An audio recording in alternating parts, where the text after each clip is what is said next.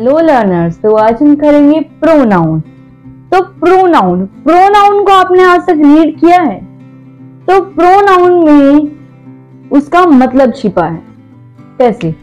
Pro plus noun, हम pronoun को लिख सकते हैं अलग अलग करके। तो प्रो का मतलब होता है सपोर्टर, और हम प्लस को लिख सकते हैं ऑफ। नाउन को हम नाउन लिखते हैं यहाँ पे, सपोर्टर ऑफ नाउन। तो प्रोनाउन है सपोर्टर नाउन का। कैसे? जब हम कोई भी सेंटेंस लिखते हैं, जैसे Raj is a boy, Raj is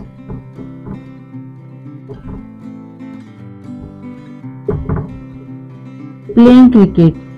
तो यहाँ पे हम दो बार नाउन का यूज कर रहे हैं। तो नाउन का यूज करना दो बार ओड लगता है, बार बार हम एक ही वर्ड को यूज कर रहे हैं तो वो ओड लगता है। हम तो राज की जगह यहाँ पे तो Raj is a boy, first sentence में राज हमने लिखा है, नाउन लिखा है, ये सही है। क्यों? क्योंकि हमने ये बता दिया कि जब सब्जेक्ट है वो कौन है, सब्जेक्ट के बारे में बता दिया है कि वो क्या है। ठीक है, तो सब्जेक्ट को आइडेंटिफाई कर लिया। फिर दोबारा राज बोल रहे हैं तो और लग रहा है, तो फिर हम इसकी जगह लिखते हैं प्रोनाउन ही। तो हम उसको बोलेंगे Raj is a boy, he is playing cricket.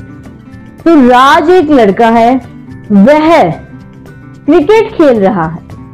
हमने वह का यूज किया है बार बार नाउन की जगह। ओके,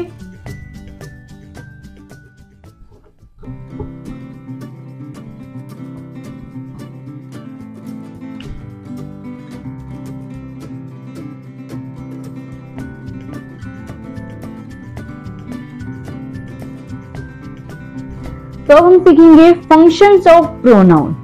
तो फंक्शंस क्या हैं? एक तो वो सब्जेक्ट के रूप में यूज हो सकता है। कैसे? जैसे आई एम प्लेइंग क्रिकेट, तो इसमें आई प्रोनाउन है सब्जेक्ट के रूप में। ठीक है, और ऑब्जेक्ट के रूप में भी यूज हो सकता है।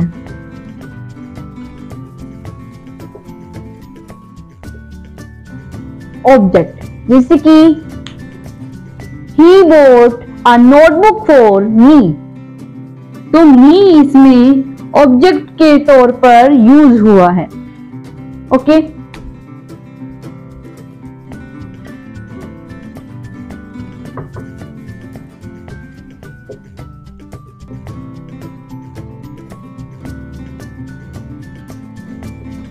तो और होता है सब्जेक्ट कंप्लीमेंट के रूप में। कैसे? कि जैसे हम कोई भी सेंटेंस बोलेंगे, it is me who was working on the project. तो इट, इसमें इट इज मी, वो मैं थी, तो इट मी है, it is equals to me. तो ये इट है, सब्जेक्ट है, तो इट जब मी के इज इक्वल्स है तो वो भी सब्जेक्ट होना चाहिए। तो यहाँ पे मी क्यों आएगा? क्योंकि वो तो सब्जेक्ट है, तो इट वॉज हम आई लगाएंगे। ओके, तो ऐसे ही सब्जेक्ट और ऑब्जेक्टिव का देखा जाता है। अब यहाँ पे है अ सब्जेक्ट कंप्लीमेंट, तो यहाँ पे इट इज इक्वल्स टू आई है। ठीक है, फिर आता है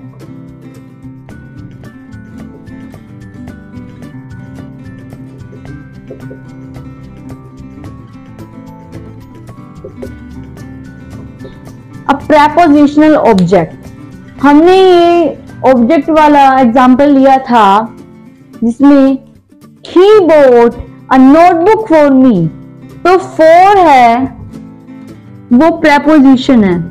प्रेपोजिशन के बाद जो भी ऑब्जेक्ट आता है वो प्रेपोजिशनल ऑब्जेक्ट होता है। तो यहाँ पे ऑब्जेक्ट क्या है? मी। कौन सा? Prepositional object.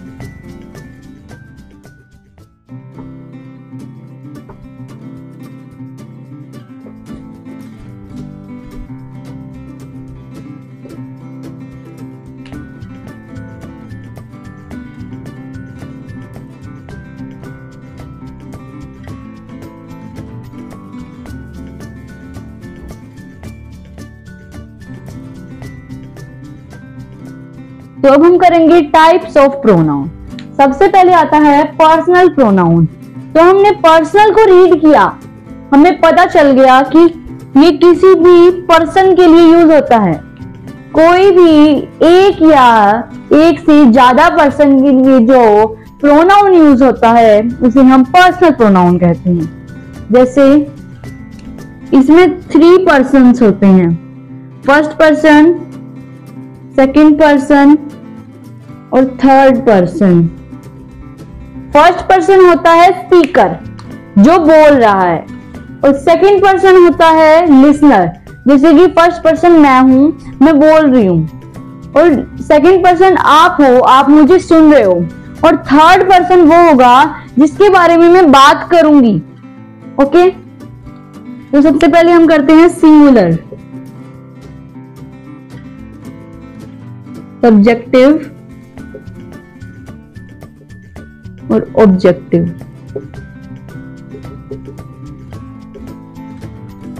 तो सब्जेक्टिव में आता है आई, ऑब्जेक्टिव में मी। सेकंड पर्सन आता है सब्जेक्टिव में यू, और यू ऑब्जेक्टिव में यू ही रहता है।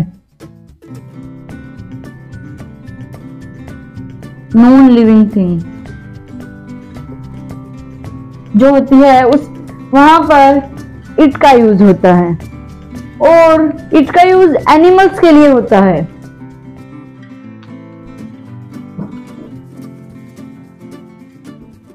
और इट का यूज वहां पे भी होता है जिस पर्सन का हमें जेंडर नहीं पता है। जैसे कि बेबी, बेबी गर्ल भी हो सकती है, बेबी बॉय भी हो सकता है, तो हम वहां पे इट का यूज करते हैं। जिसका हमें जेंडर पता ही नहीं है कि वो गर्ल है या बॉय है, वहां पे हम इट का यूज करते हैं।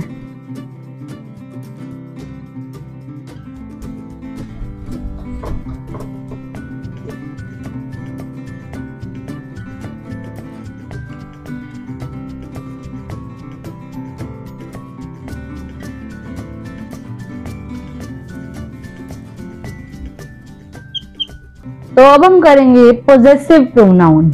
तो पोजेसिव प्रोनाउन को भी पढ़ते ही पता चल रहा है कि पोजेस किया जाता है, मतलब कि पोजेशन होता है। हक, किसी भी चीज पे हक होता है तो वो पोजेसिव प्रोनाउन होता है। ओके,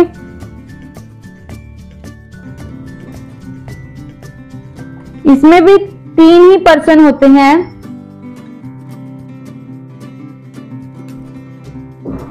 फर्स्ट, सेकंड और थर्ड।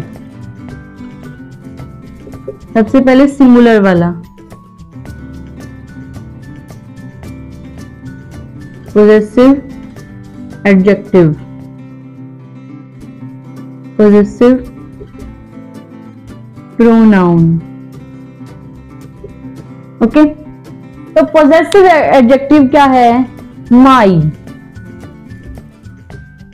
पोजेसिव प्रोनाउन है माइन, और सेकंड पर्सन में आता है यूअर और योर्स। थर्ड पर्सन में आता है हिज, हर और इट्स।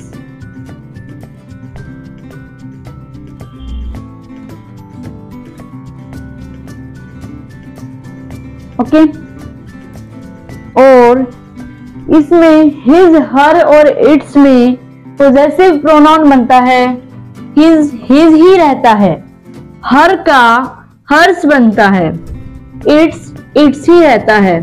और आपको ये ध्यान रखना है कि ये वो वाला इट्स नहीं है, इट इज वाला इट्स नहीं है, ये इट्स वाला इज है। तो इट्स में हम पोजेशन बताते हैं कि उस चीज का, हर्स, उसका। यहां पे एपोस्ट्रोफी नहीं आएगा कहीं भी। ओके,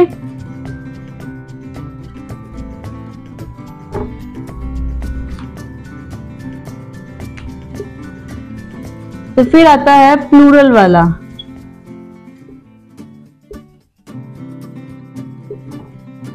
पॉजेसिव एडजेक्टिव और पॉजेसिव प्रोनाउन।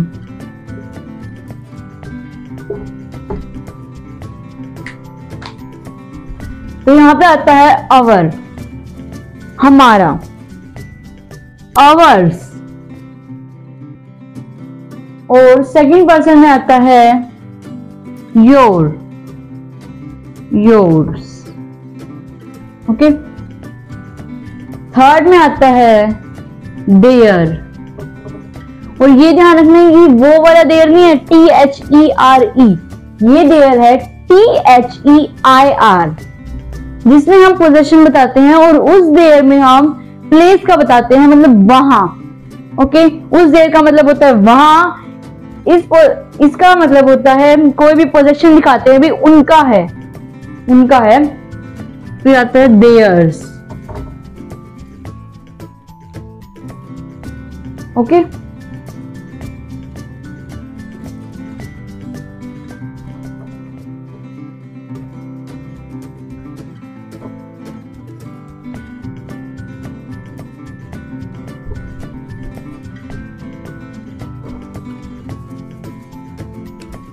फिर आता है डेमोन्स्ट्रेटिव प्रोनाउन।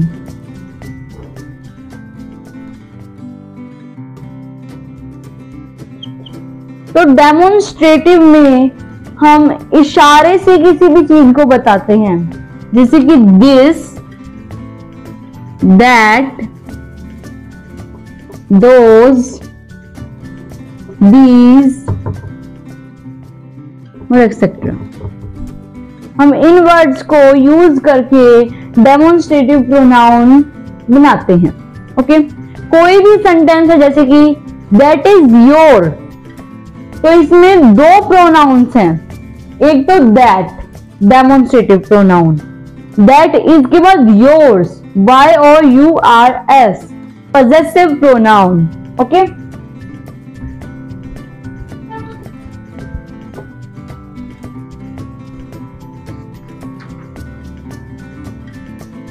फिर आता है इंटेरोगेटिव प्रोनाउन।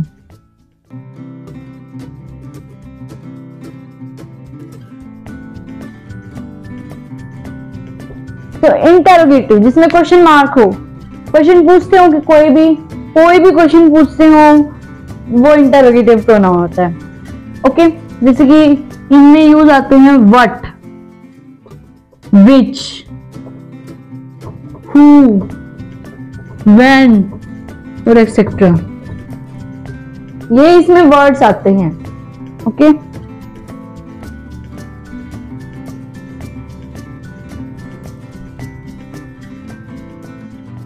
फिर आता है relative pronoun.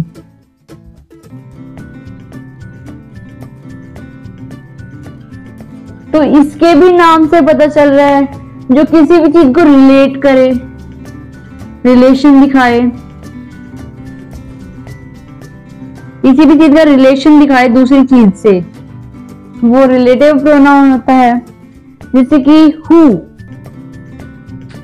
whom, whose, who था, हमने पढ़ा था अभी इंटेरोगेटिव, और whom है रिलेटिव प्रोनाउन, रिलेशन दिखा रहा है whom, किसका, उसका किसके साथ रिलेशन है। ओके, तो ये वर्ड्स यूज होते हैं। who तो होता है इंटेरोगेटिव में, whom, whose और ऐसे वर्ड्स होते हैं रिलेटिव प्रोनाउन में।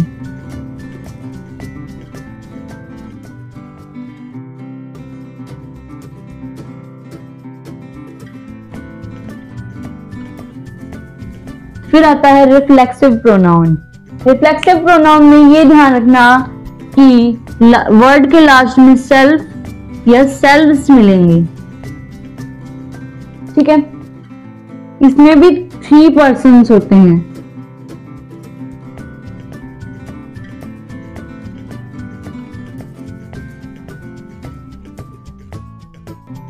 ओके, और इसमें भी वही होता है सिंगुलर और प्लूरल।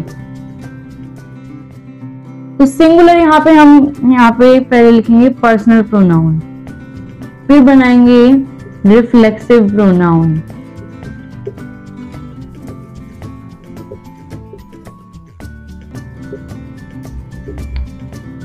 ओके, तो पर्सनल प्रोनाउन क्या था? आई। रिफ्लेक्सिव प्रोनाउन बनेगा माई सेल्फ। सेकेंड पर्सन में था यू, रिफ्लेक्सिव प्रोनाउन में बनेगा योर सेल्फ। थर्ड पर्सन में था ही, शी और इट, तो यहां पे बनेगा हिमसेल्फ, herself, itself। ओके, और फिर आता है प्लूरल।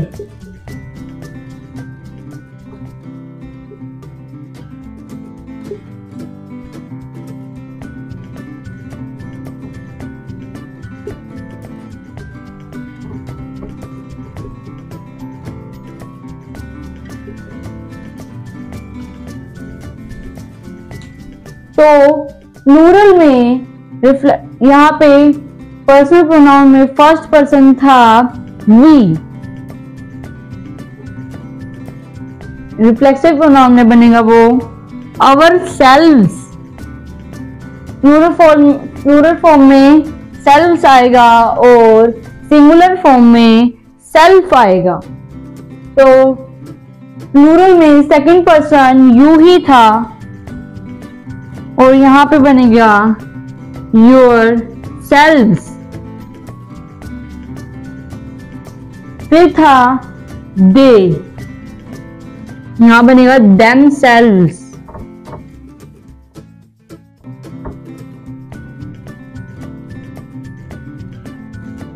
ओके,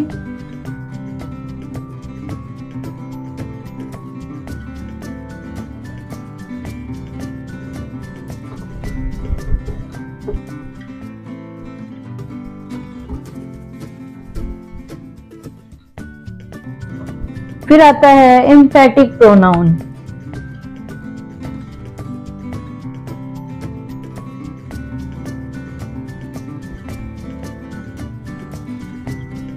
तो एम्फेटिक प्रोनाउन बिल्कुल रिफ्लेक्सिव प्रोनाउन जैसा ही है, उसमें भी वर्ड के लास्ट में, प्रोनाउन के लास्ट में सेल्फ आता है।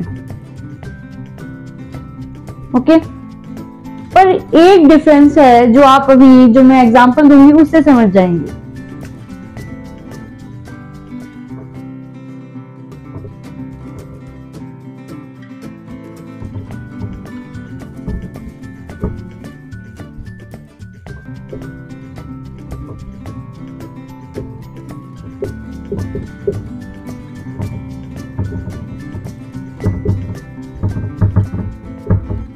तो ये दो एग्जाम्पल्स हैं, आप क्या फर्क देख रहे हैं इनमें? यही फर्क है, इनका ही फर्क है।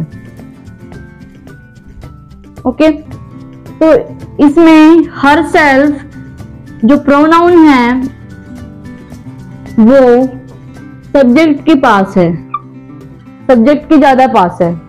ओके, और जो इसमें प्रोनाउन है यहाँ पे वो सब्जेक्ट से दूर है।